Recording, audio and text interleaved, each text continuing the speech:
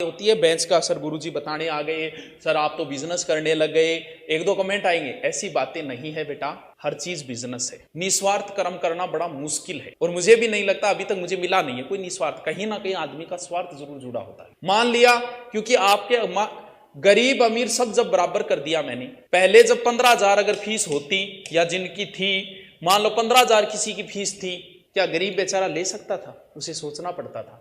जब आज फीस ही 600 रुपये 700 रुपये की फीस कर दी मैंने, तो क्या अमीर तो पहले भी लेता था, लेकिन अब गरीब भी ले सकता है। ये मैं इसलिए ले रहा हूं क्योंकि यहां पर जो टीम काम करती है वो महीने वाले दिन जब पैसे मांगने पड़ते हैं तो मैं घर से तो लाके नहीं दे सकता, आपसे ही कमा के देने पड़ते हैं। उनको किसी को एडवांस चाहिए, किसी को घर बाल बच्चे उनके भी, उनको भी तो पैसे चाहिए।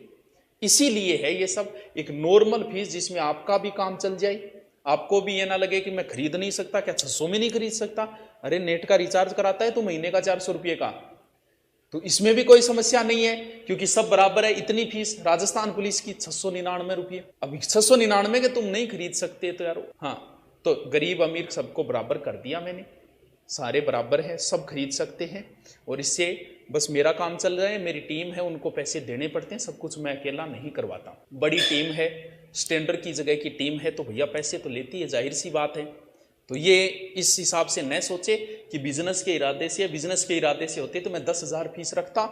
और जिसकी एक बार इच्छा हो गई ना मुझसे पढ़ने की, मैं अच्छी तरीके से जानता हूँ, डूंगरपुर बांसवाड़ा तक से मुझसे सिर्फ हिस्ट्री पढ़ने के लिए बच्चे आते हैं। और मैं ये जानता हूं कि जिसकी स्टूडेंट के बारे में इतना जानता हूं, स्टूडेंट एक बार सोच लेता है मुझे उस गुरुजी के पास पढ़ना है, उस कोचिंग में पढ़ना है, फिर फीस कितनी हो वो पढ़ेगा। मैं अगर राजस्थान जीके की फीस अगर 10,000 करता और जिसकी इच्छा है वो कन्फर्म खरीदता, मुझे पता था, लेकिन मैंने इस हिसाब से कर दिया कि ना आप दुखी हो खरीदते वक्त, ना आपके कोई हो, हाँ भाई इतना रुपया तो अकाउंट में पड़े है मेरे, तो उस हिसाब से ये किया गया है।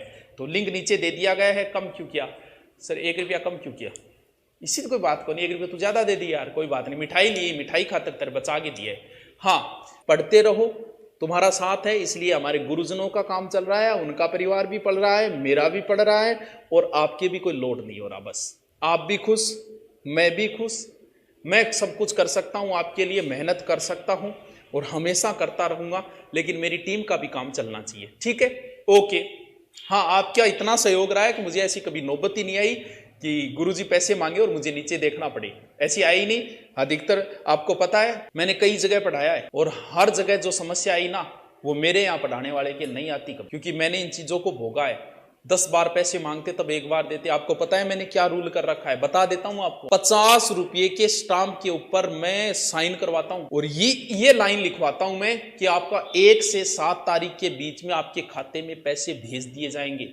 अगर नहीं भेजे जाते तो 7 दिन का हमें टाइम देना, उसके बाद आप कानूनी कार्रवाई कर सकते हो अगर मैं आपके पैसे खा। आज तक राजस्थान में मुझे नहीं लगता कि ऐसी कोई गारंटी देता है, देता है तो कमेंट करके बता देना कि वो कोचिंग वाला देता है ऐसी गारंटी, ऐसा स्टाम्प पे लिख के देता है। मैं मेरे टीचरों को देता हूं, क्यों? क्योंकि मैंने भोगा इन चीजों को। 10-10 बार पैसे मांगते, दिमाग खराब करते थे, तब उन पे गुस्सा आता तो क्लास में डायरेक्टर के खिलाफ बोलते थे।